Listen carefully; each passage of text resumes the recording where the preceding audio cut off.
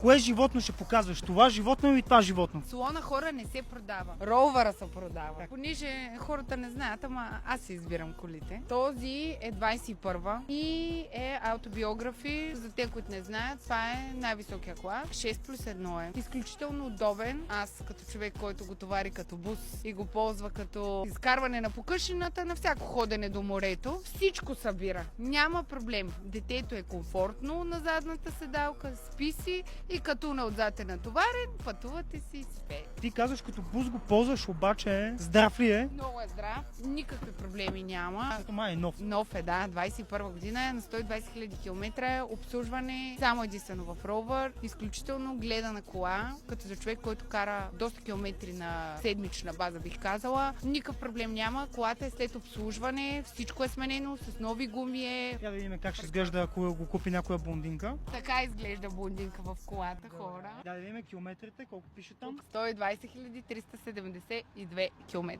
Колата е карана, хора, не е гледана в гараж. Карана е, затова дам гаранция, че няма да имате никакви проблеми с нея. Обслужена е, супер е. Между другото, много е яко, защото е с приложение. И някой път, като бързам да сляза до колата и нямам ключ в мене, забравила съм го. С телефона си отключвам, мога зимата, примерно си пускам подгряването, лятото си пускам охлаждането, много е удобно. И като слезнеш, вече всичко те очаква, перфектната температура. Да, разбира се, ето седалките са електрически.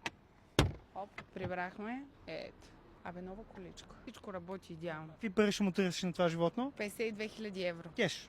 Не кеш. Има лизингови условия, в които може да се встъпи. Общо взето, хората, с които работя, ще съдействат изцяло с застраховки, с лизинг. Абсолютно прекрасно обслужване. Който иска да си направи кефа, може да си подари едно много готино бяло ровърче за лятото. Къде да я намерят? Обаждайте се на телефоните на Aurora Home. Няма проблем. Обаждате се на Лорета и се здобиват с вашия нов автомобил.